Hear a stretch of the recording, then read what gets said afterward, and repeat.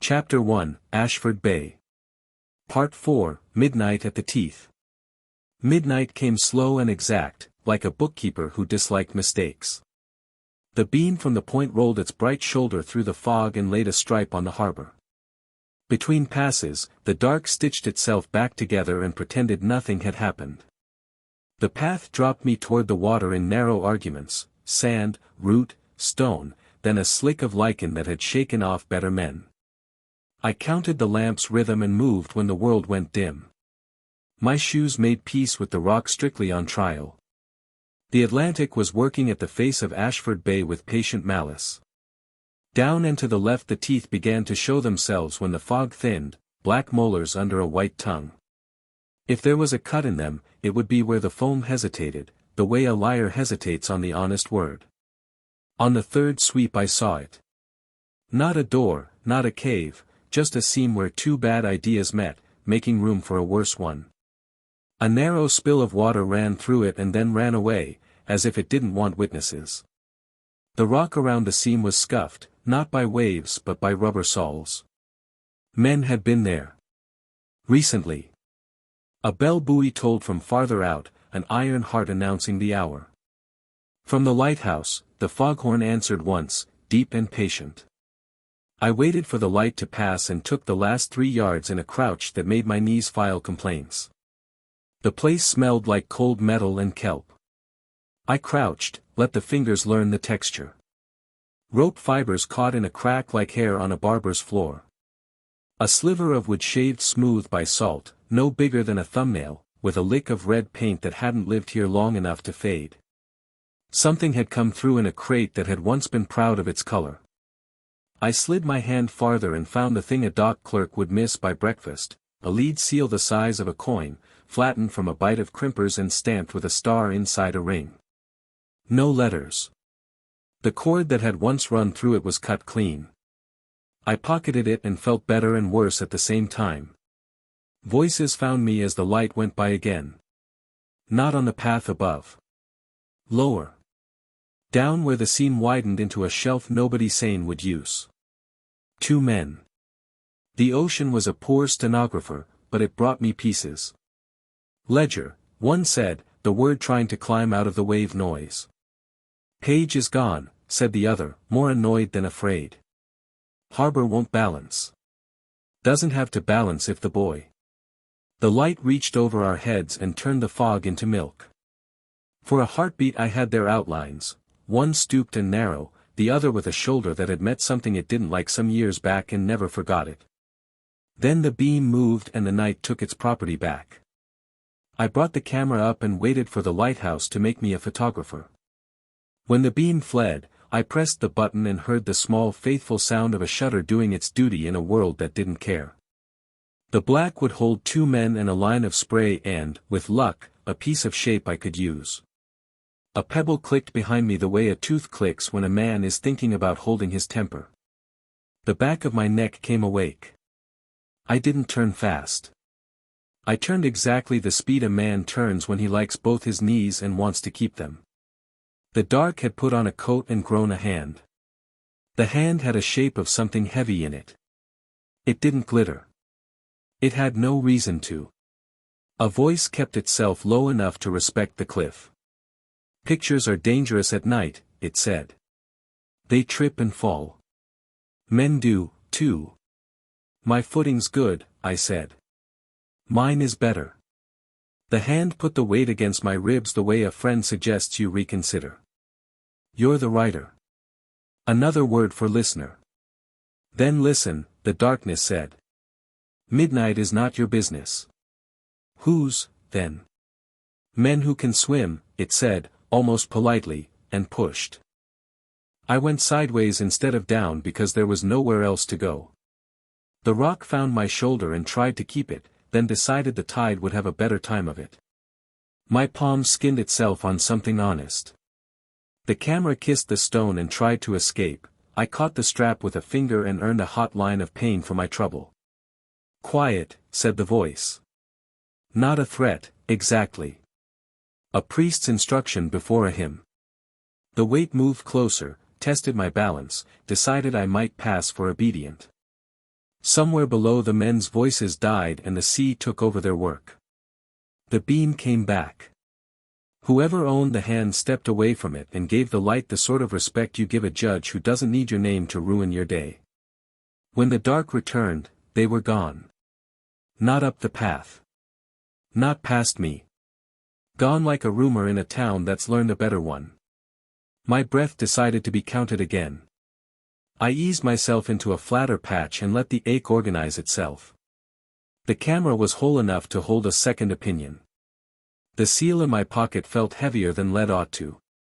I looked down into the seam and thought about what the informant had said. Between breaths, the Atlantic breathed, the rock answered, and for a wink the space opened like a mouth that wasn't sure it should speak.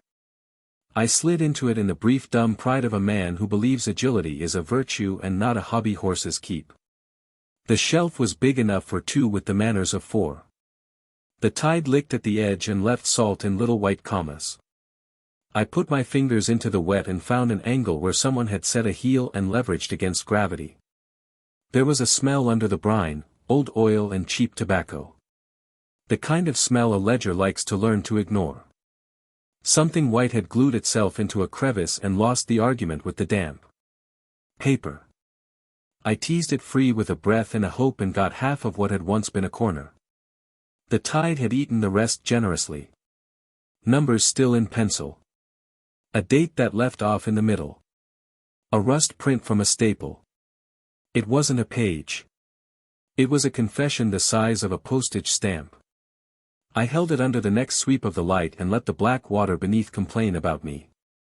17 crates, and then nothing. Below it a scribble of initialing in a tight, careful hand, finished by a stroke that had been interrupted.